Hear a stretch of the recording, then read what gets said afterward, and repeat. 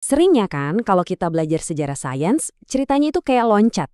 Dari zaman Yunani kuno, tahu-tahu udah sampai di Renaissance Eropa.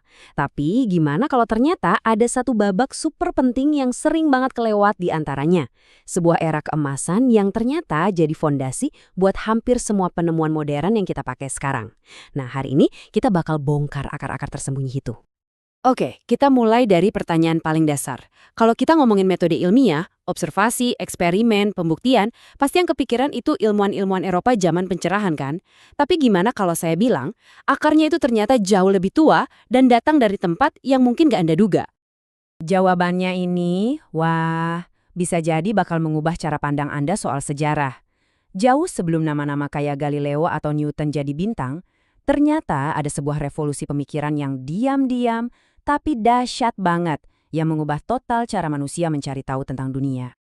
Nah, kalimat dari Jabir bin Hayyan inilah percikan apinya. Coba dengerin baik-baik. Kewajiban pertama adalah melakukan eksperimen. Ini bukan sekedar saran loh, ini itu manifesto. Sebuah penolakan total terhadap tradisi yang cuma ngandelin katanya dari teks-teks kuno. Dan disinilah pergeseran besarnya. Pertanyaannya bukan lagi apa kata Aristoteles, tapi berubah jadi apa yang bisa kita buktikan dengan mata kepala sendiri. Otoritas digeser sama observasi, teori digeser sama bukti nyata. Inilah detik-detik kelahiran metode ilmiah modern. Dan ini bukan cuma sekedar ide ya, ini jadi sebuah sistem yang jelas. Coba lihatlah ke langkah yang dirumusin sama Ibnul Haytham. Eksperimen, observasi, analisis, perbandingan, dan pengambilan sampel. Kedengaran familiar kan? Iya, karena ini cetak biru yang sama persis yang dipakai para ilmuwan di seluruh dunia sampai hari ini. Terus gimana metode baru ini kalau diterapkan di dunia nyata? Nah, kita lihat contoh pertamanya, Jabir bin Hayyan. Orang yang mengubah alkimia yang tadinya penuh mitos dan sihir menjadi sains kimia yang sistematis dan bisa diukur. Hasilnya itu bukan cuma teori di atas kertas. Penemuannya langsung mengubah industri pada masanya. Dia nemuin cara baru buat murniin logam, bikin formula tinta yang murah jadi ilmu pengetahuan bisa menyebar lebih cepat, bahkan sampai bikin kain jadi tahan air. Ini sains yang membumi, sains untuk masyarakat, bukan cuma buat para filsuf. Semangat untuk membuktikan bukan cuma sekedar percaya, itu nggak berhenti di laboratorium kimia aja. Gelombang revolusi berbasis bukti ini juga menjalar ke dunia kedokteran, dipimpin oleh nama-nama besar seperti Ar-Razi dan Az-Zahrawi. Kita mulai dari Ar-Razi. Biar kebayang nih seberapa besar pengaruhnya, berabad-abad setelah dia wafat, Universitas Princeton di Amerika Serikat sana menamai salah satu auditorium mereka untuk menghormati beliau. Ini nunjukin warisannya itu melintasi zaman dan budaya. Ada satu cerita legendaris yang nunjukin kejeniusannya. Ar-Razi pernah nyembuhin seorang pangeran yang lumpuh. Bukan pakai obat atau ramuan, tapi dengan sebuah trik psikologis yang cerdik buat memicu respons tubuhnya. Artinya apa? Dia udah paham koneksi antara pikiran dan tubuh.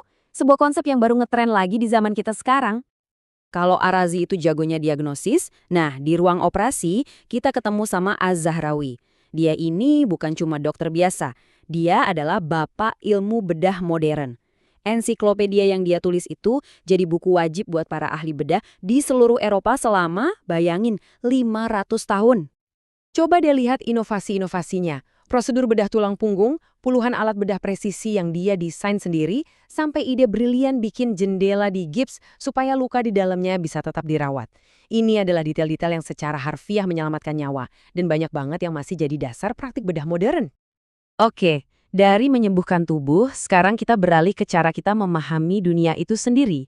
Dan di sini nama Ibnul Haytham, arsitek metode ilmiah yang kita bahas di awal, muncul lagi buat merombak total pemahaman kita tentang indera kita yang paling utama, penglihatan. Selama 1000 tahun lebih, orang percaya teori dari Yunani kuno yang bilang mata kita itu nembakin semacam sinar buat melihat. Ibnul Haytham datang dan membantah itu semua. Lewat eksperimen yang super teliti, dia membuktikan sebaliknya, kita bisa melihat karena cahaya masuk ke mata kita. Sekarang mungkin kedengeran sepele ya, tapi saat itu ini sama gilanya kayak bilang bumi itu bulat. Dan yang luar biasa, dampak penemuannya itu nyasar sampai ke dunia seni.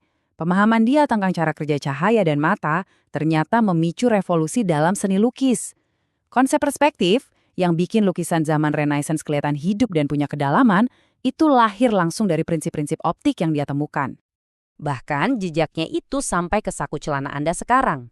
Eksperimennya dengan ruang gelap atau yang kita kenal sebagai kamera obscura adalah nenek moyang langsung dari setiap kamera di ponsel Anda, proyektor di bioskop, dan televisi di rumah kita. Teknologi modern kita benar-benar berdiri di atas pundak eksperimen yang dia lakukan 1000 tahun lalu. Jadi semua penemuan yang mengubah dunia ini terus nasibnya gimana? Apa hilang gitu aja ditelan zaman? Tentu enggak. Pengetahuan ini melakukan sebuah perjalanan panjang. Dan dalam perjalanannya itu, ia menyalakan api pencerahan di tempat lain. Nah, pas pengetahuan ini mulai masuk ke Eropa, terjadilah semacam perang ide. Di satu sisi, ada penguasa yang merasa terancam, yang menganggap buku-buku ini berbahaya dan melarangnya. Tapi di sisi lain, ada para mahasiswa dan pemikir yang haus akan ilmu, yang melihat ini sebagai satu-satunya jalan keluar dari zaman kegelapan intelektual. Dan kita semua tahu siapa yang akhirnya menang. Rasa haus akan pengetahuan itu nggak bisa dibendung. Karya-karya Al-Razi, Az-Zahrawi, dan Ibnul Haytham nggak hilang. Karya-karya itu diterjemahkan, dipelajari, diperdebatkan, dan akhirnya menjadi bahan bakar utama yang menyulut api Renaissance dan revolusi ilmiah di Eropa. Ini semua membawa kita ke satu pemikiran terakhir. Fakta bahwa sebuah era keemasan yang sepenting ini bagi sains modern bisa nyaris terhapus dari narasi sejarah populer, itu menimbulkan satu pertanyaan yang agak bikin merinding. Kalau kisah mereka saja bisa terlupakan, sejarah penting siapa lagi ya yang mungkin selama ini belum pernah kita dengar sama sekali?